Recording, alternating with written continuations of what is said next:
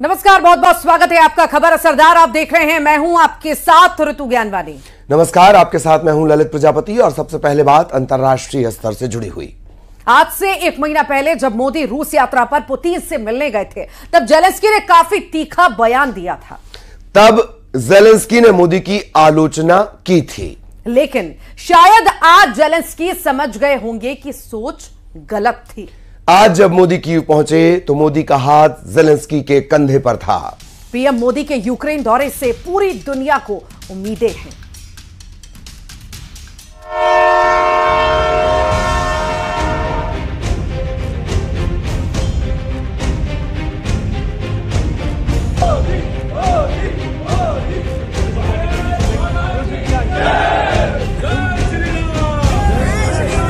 Hope that all of these visits will bring us closer to an end of the conflict, in line with General Assembly resolutions, international law, and the territorial integrity of Ukraine.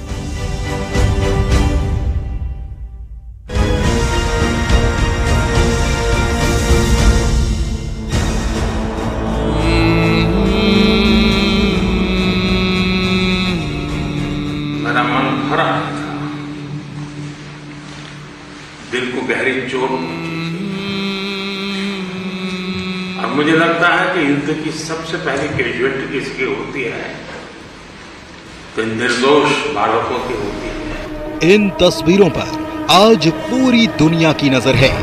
रूस Ukraine युद्ध को आज 912 दिन हो चुके हैं और पूरी दुनिया इस समय भारत के प्रधानमंत्री मोदी की तरफ उम्मीद भरी नजरों से देख रही है। हर किसी के मन में एक ही सवाल है कि पीएम मोदी क्या रूस यूक्रेन युद्ध रुकवा देंगे। लेकिन प्रधानमंत्री मोदी अकेले ऐसे नेता हैं जो पिछले ही महीने रूस गए और फिर आज वे यूक्रेन के युद्ध क्षेत्र में थे। दोनों ही देशों में उनका अभूतपूर्व स्वागत किया गया। रूस के राष्ट्रपति व्लादिमीर पुतिन पीएम मोदी से जिस अपनेपन के साथ मिले, आज यूक्रेन के राष्ट्रपति जेलेंस्की से मुलाकात में भी वैसी ही गर्मजोशी नजर आई।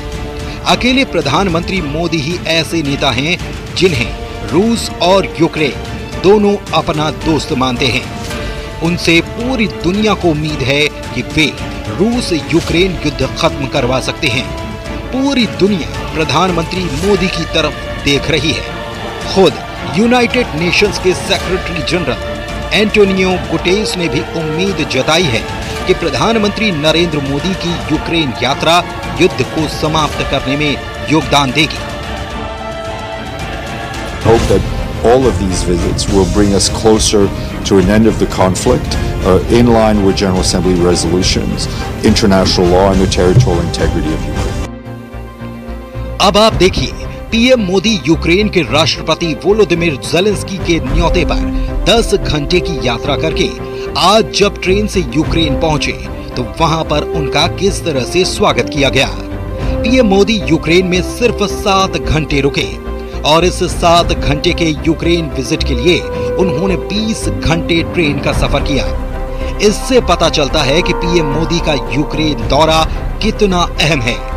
पीएम मोदी ने यूक्रेन के राष्ट्रपति भवन मैरिन्स्की पैलेस में जेलेंस्की के साथ करीब 3 घंटे बैठक की और ये 180 मिनट अगर रूस यूक्रेन युद्ध को खत्म कर पाए तो शायद ये इस सदी की सबसे बड़ी घटना होगी।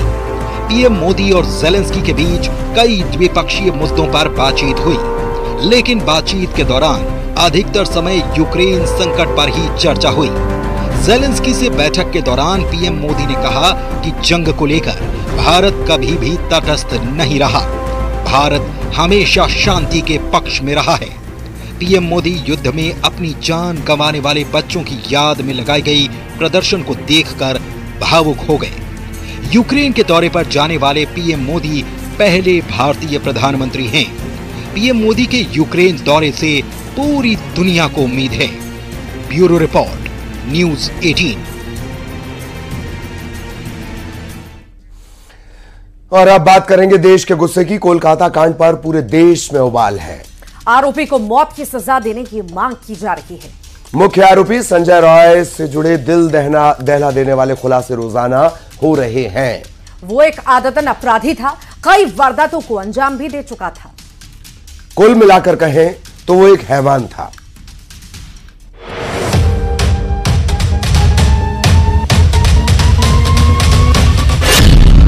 संजय रॉय पर सबसे खौफनाक गवाही। मैंने वो भैया क्या वो दारू पीने लेने के बाद मैं किसी को नहीं पहचानता।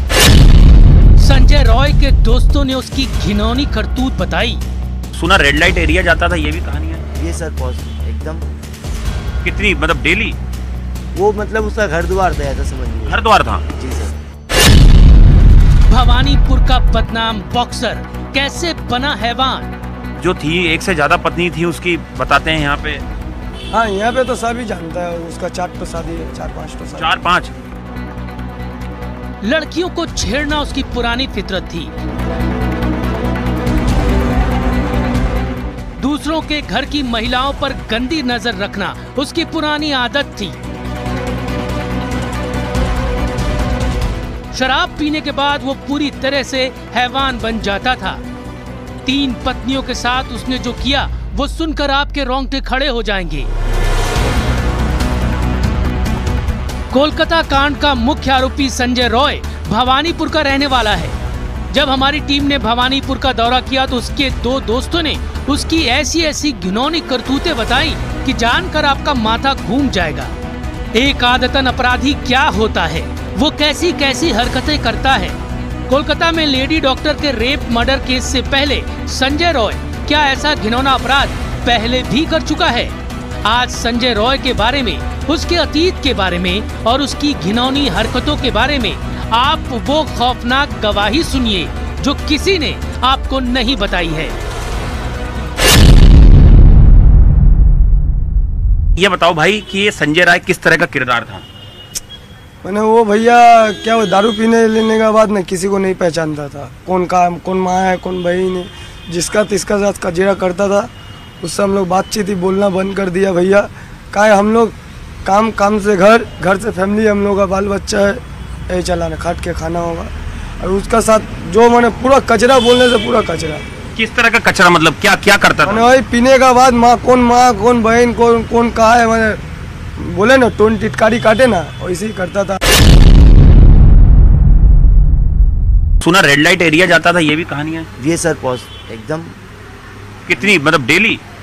वो मतलब उसका घर द्वार था, ऐसा समझिए। घर द्वार था? जी सर। अच्छा, तो मतलब क्या एडिक्शन था क्या उसको ये सब चीजों का? ये सर, ये एडिक्शन ही था सर। बहुत कहानियां चल रही हैं कि ये रेड लाइट एरिया बहुत जाता था यहाँ का, और ये गंदे वीडियो देखता था।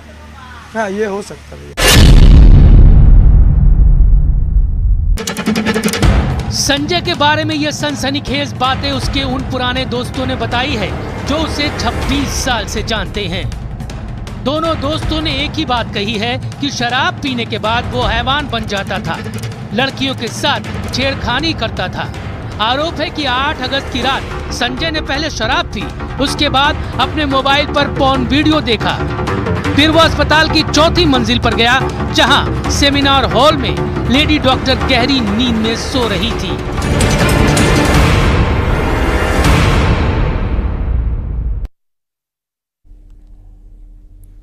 और रक्षाबंधन के बाद जन्माष्टमी के त्योहार की धूम है। मध्य प्रदेश में सरकार की तरफ से इस बार जन्माष्टमी पर आयोजन किए जाएंगे और इसको लेकर सियासी पारा भाई हो चुका है। कांग्रेस ने आयोजन को लेकर सवाल उठाए हैं। उधर बीजेपी का कहना है कि कांग्रेस की यह पुरानी आदत है। प्रदेश में त्योहार धूमधाम से मनाया जाएगा। अगर कांग्रेस को दिक्कत है तो वो ईद का पर्व मनाए।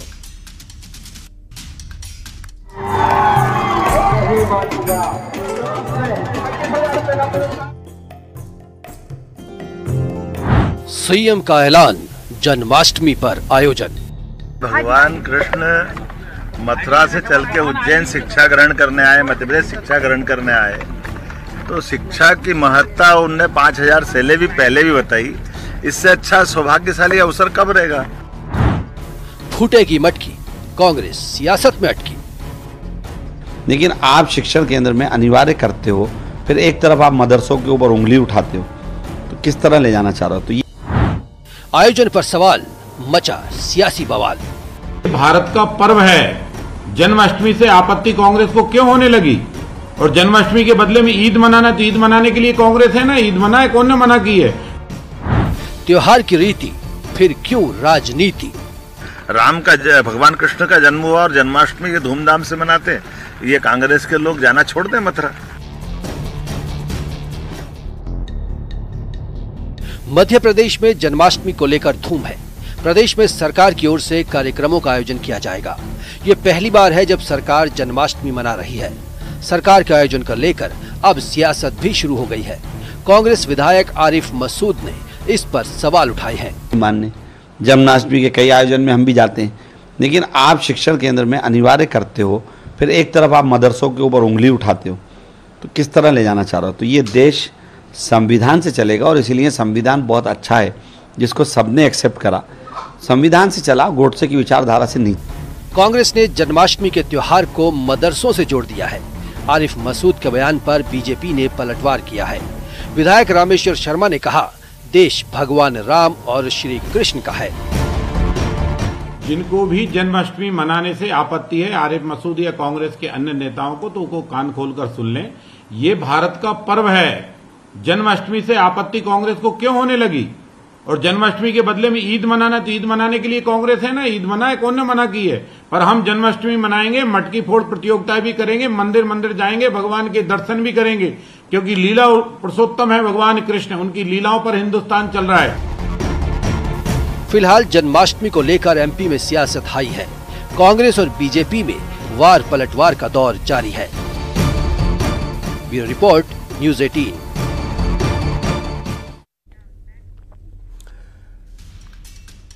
और अब पर्व से परीक्षा की तरफ। उत्तर प्रदेश में सबसे बड़ी परीक्षा अभ्यर्थियों के लिए भी और पुलिस के लिए भी, क्योंकि जिस तरह साजिशन अफवाह फैलाने की कोशिश हो रही है, पेपर लीक को लेकर समाजवादी पार्टी के नेता की तरफ से माहौल बनाया जा रहा है, उस पर सबसे बड़े एक्शन की बारी है। क्योंकि परीक्षा शुरू होने से पहले ही सीएम योगी वार्निंग दे चुके हैं। अगर गड़बड़ी फैलाई तो उसके खिलाफ सख्त कार्रवाई होगी। आपको रिपोर्ट दिखाते हैं।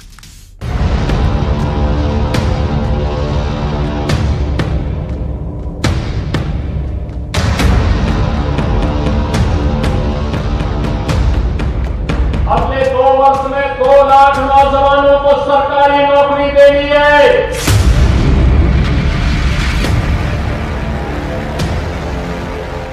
हम लोग 60,000 से अधिक पुलिस कार्मिकों की भर्ती करने जा रहे हैं और मैं आप सभी नौजवानों से कहूंगा, इस भर्ती की प्रक्रिया में भाग लीजिए।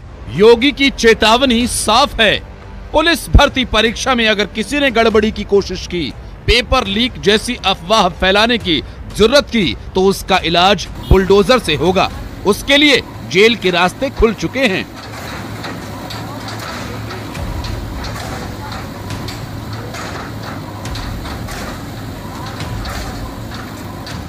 मैं आप सभी नौजवानों से कहूंगा, इस भर्ती की प्रक्रिया में भाग लीजिए।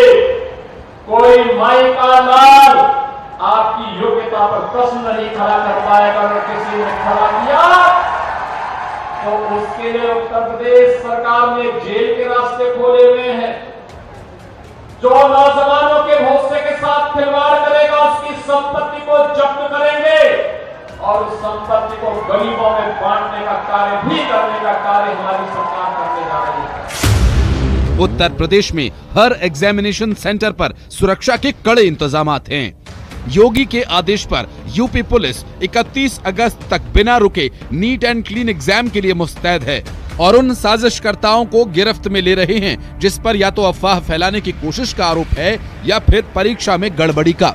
इस बीच समाजवादी पार्टी के पूर्व मंत्री के खिलाफ भी मुकदमा दर्ज हुआ है। सपा के पूर्व मंत्री यासर शाह पर आरोप है कि सोशल मीडिया एक्स पर उन्होंने अफवाह फैलाई, अलग अलग ग्रुप्स और अकाउंट्स बनाए। इन ग्रुप्स में पेपर लीक से जुड़े मैसेजेस वायरल किए गए। दरअसल समाजवादी पार्टी के पूर्व मंत्री पर लगे आरोप के बाद मुकदमा दर्ज कर लिया गया है। साथ ही डीजीपी प्रशांत कुमार ने भी गड़बड़ी करने वालों को वार्निंग दे दी है। गोरखपुर में एक महिला सिपाही गिरफ्तार हुई है और जहां से भी ऐसी गड़बड़ी की सूचनाएं मिल रही हैं सभी जगह एफआईआर की गई है और हम कठोर से कठोर कार्रवाई, चाहे वो विभाग के बाहर का व्यक्ति हो, चाहे विभाग के अंदर का व्यक्ति हो, किसी भी संगठन या संस्था से जुड़ा हो, हम लोग इस पे कार्रवाई करने में कोई हिचकेंगे नहीं। सीएम योगी की पूरी कोशिश है कि पुलिस भर्ती परीक्षा में न तो अफवाह फैले और न ही कोई पेपर लीक जैसी गुस्ताखी हो। पुलिस के साथ एटीएस और एसटीएफ की तैनाती, पेपर लीक रोकने के लिए आर्टिफिशियल इंटेलिजेंस का किया जा रहा इस्तेमाल, कैंडिडेट्स का केवाईसी वेरिफिकेशन हो रहा, बायोमेट्रिक अटेंडेंस, आधार कार्ड वेरिफिकेशन जारी, परीक्षा केंद्र में सीसीटीवी से हो रही निगरानी और सीसीटीवी कंट्रोल रूम की एडीएम को है जिम्मेदारी। यानी जो तैयारी उत्तर प्रदेश में इस बार की गई है वैसी तैयारी आज तक देखने को नहीं मिली। ऐसे में समाजवादी पार्टी के पूर्व मंत्री ने जिस तरह अफवाह फैलाने की कोशिश की, अब उस पर सियासत भी हो रही है। Bureau report, news 18।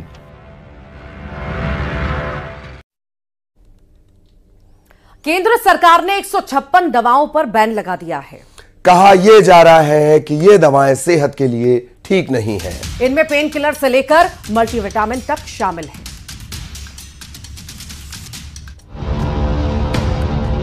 सरकार ने बुखार, सर्दी, एलर्जी और दर्द के लिए इस्तेमाल की जाने वाली एंटीबैक्टीरियल दवाओं पर बैन लगाया है। 156 फिक्स्ड डोज कॉम्बिनेशन एफडीसी दवाओं पर प्रतिबंध लगा दिया है, जिनके पीछे तर्क है कि ये स्वास्थ्य के लिए ठीक नहीं है। अगर आप भी फिक्स्ड डोज कॉम्बिनेशन का इस्तेमाल करते हैं तो सावधान हो जाइए, क्योंकि सरकार ने 156 फिक्स्ड डोज कॉम्बिनेशंस पर प्रतिबंध लगा दिया है। पिछले साल देखा गया था कि 14 फिक्स्ड डोज कॉम्बिनेशंस पर प्रतिबंध लगाया गया था, इस बार 156 पे लगाया गया है। अगर फिक्स्ड डोज कॉम्बिनेशन को सरल भाषा में समझे तो एक गोली में कई सारे कॉम्बिनेशन होते हैं, कई सारे कंपाउंड होते हैं, जिसका सेवन जो है हम लोग करते हैं और कई बार ये देखा जाता है कि बॉडी में जिस कंपाउंड की जरूरत नहीं है वो चला जाता है। डॉक्टर्स का कहना है कि एक बहुत अच्छा कदम है, इससे जिस तरीके से यूज हो रहा था मेडिसिन का वो रुक जाएगा, क्योंकि दुरुपयोग भी बहुत ज्यादा हो रहा था। जो दवाएं बैन की गई हैं उन्हें मल्टीविटामिन और एंटी एलर्जिक के रूप में भी इस्तेमाल किया जाता है। पैरासिटामोल, ट्रामाडोल, टॉरिन और कैफीन के मिश्रण पर भी प्रतिबंध लगा दिया है। जुकाम, खांसी इन सब के लिए तो इस्तेमाल की जाती है, लेकिन अगर हेयर फॉल होता है या स्किन ट्रीटमेंट्स होते हैं उसके लिए भी इसका इस्तेमाल किया जाता है। इसमें एंटी एलर्जिक और मल्टीविटामिन भी शामिल है। इसमें पैरासिटामोल को भी जो है उस पर प्रतिबंध लगाया गया है और सूची में साफ तौर पर लिखा गया है कि इसका असर जो है वो बॉडी में देखने को मिल रहा है और इससे काफ़ी सारी प्रॉब्लम्स जो है वो हो सकती है। इसको लेकर एक बड़ा एक्शन लिया गया है और जिन 14 मेडिसिन की मैं आपको बात बता रही हूँ जो पहले लगा था, उनमें भी उनका नाम जो है वो शामिल है। सरकार ने 156 ऐसी दवाइयों को बैन किया है जो कि बुखार, सरदर्द या यूं कहें कि खांसी, बदन दर्द, इन सब चीजों के लिए इस्तेमाल हो रही थी।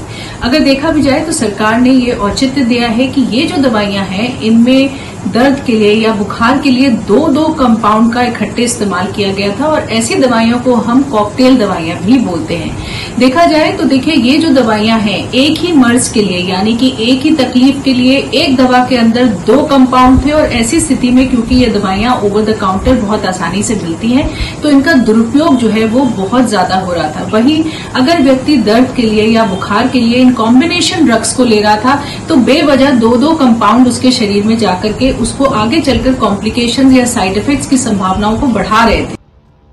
बीते साल भी केंद्र सरकार ने कई दवाओं को बैन किया था। हेल्थ एक्सपर्ट भी मानते हैं कि इससे दवाओं का दुरुपयोग रुकेगा। दिल्ली से न्यूज़ 18 के लिए फराह खान की रिपोर्ट।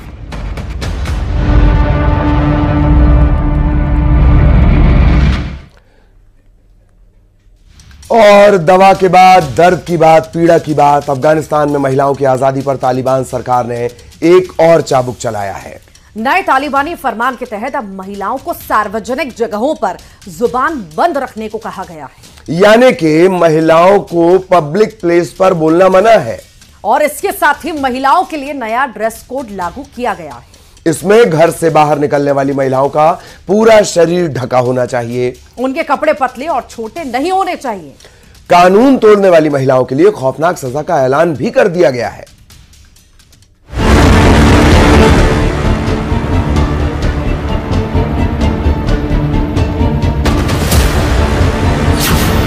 तालिबान सरकार में महिलाओं की मुसीबत अपार।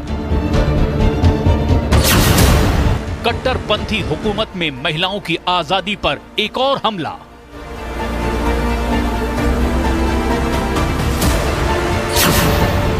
अफगानिस्तान में महिलाओं की अभिव्यक्ति की आजादी खत्म।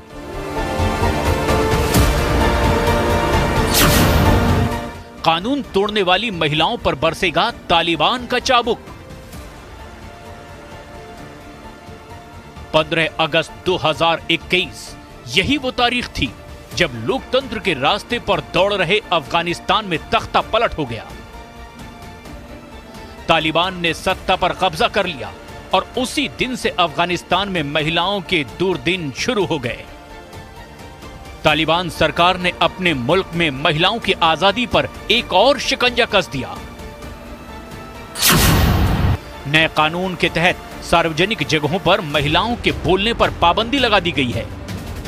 यानी कि अब महिलाएं पब्लिक मीटिंग में बोल नहीं पाएंगी, गा नहीं पाएंगी, स्कूलों में पढ़ा नहीं पाएंगी, नौकरी नहीं कर पाएंगी, अकेले कहीं जा भी नहीं पाएंगी और अदालतों में अपना पक्ष नहीं रख पाएंगी।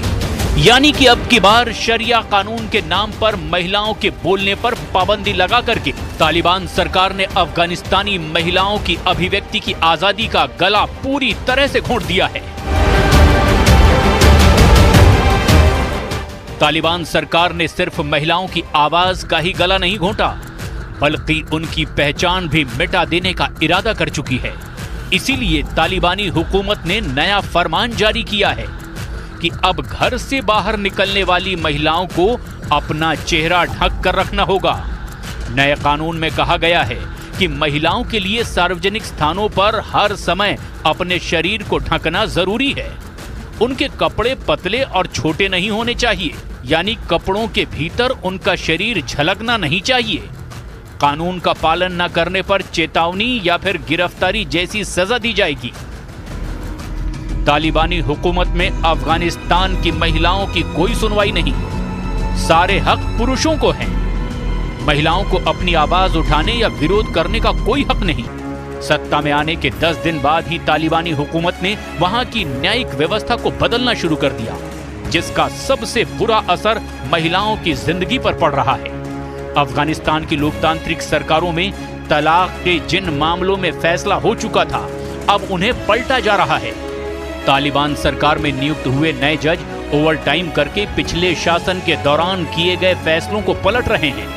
तालिबान सरकार के एक बड़े अभियान के तहत अदालतों में आम लोगों को मुफ्त अपील की सुविधा दी गई है, जिसकी वजह से तलाक के 30% केस की फाइलें फिर से खोली गई हैं और एक के बाद एक उन सभी केसों के फैसलों को पलटा जा रहा है जिसमें जीत महिला की हुई थी।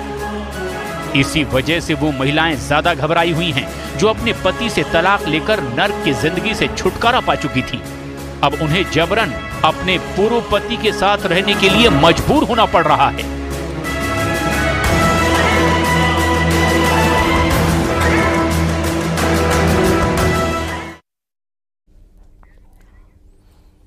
सोशल मीडिया पर एक वीडियो काफी ज्यादा वायरल हो रहा है। दावा यह है कि एक परिवार के सदस्य आंध्र प्रदेश के वेंकटेश्वर मंदिर में 25 किलो सोना पहनकर पहुंचे हैं और इसकी तस्वीरें भी अब सामने आई हैं, दिखाते हैं आपको।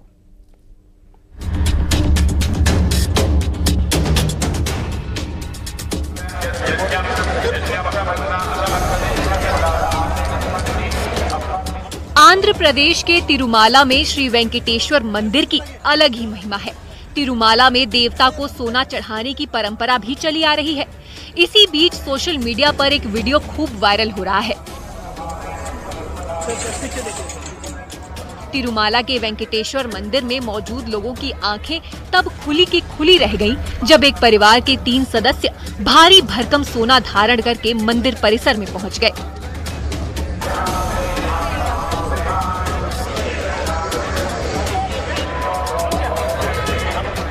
महाराष्ट्र से एक परिवार तिरुपति के श्री वेंकटेश्वर मंदिर की यात्रा करने पहुंचा।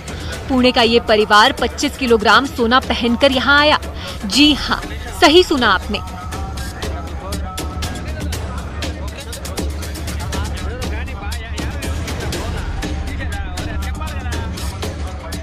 सोना इतना कि कोई इसका शौकीन भी होगा तो वो भी शर्मा जाए। वहां पर आए श्रद्धालु उन्हें देखकर दंग रह गए, जो लाजमी भी था। सोशल मीडिया पर इसका वीडियो काफी वायरल हो रहा है। इस वीडियो में 2 शख्स और एक महिला है। दोनों पुरुषों ने अपनी गर्दन को सोने की मोटी जंजीर से ढका था। दोनों ने ब्रांडेड धूप का चश्मा भी पहना हुआ है। महिला भी सोने के आभूषण पहनकर आई है। उनके साथ एक बच्चा भी आया है।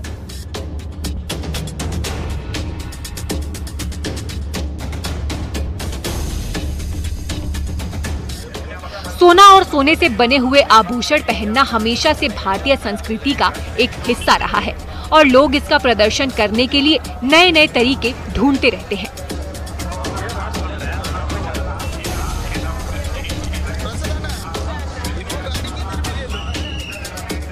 कहा जा रहा है कि गुरुवार को ये परिवार तिरुमाला आया, जिसके बाद परिवार ने मंदिर में दर्शन किए। तिरुमाला मंदिर तीर्थयात्रियों से सोने का प्रसाद प्राप्त करने के लिए जाना जाता है। इस पवित्र स्थल पर आने वाले श्रद्धालु अक्सर आभूषणों का प्रदर्शन करते हुए भी देखे जाते हैं। भगवान के प्रति श्रद्धा दिखाने के संकेत के रूप में सोना और दूसरी कीमती सामान चढ़ाया जाता है। वेंकटेश्वर के पास बेशकीमती गहने और हीरे हैं। इनकी ख्याति दूर दूर तक फैली है, जिसके चलते यहाँ श्रद्धालुओं का तांता लगा रहता है। Bureau report, news 18।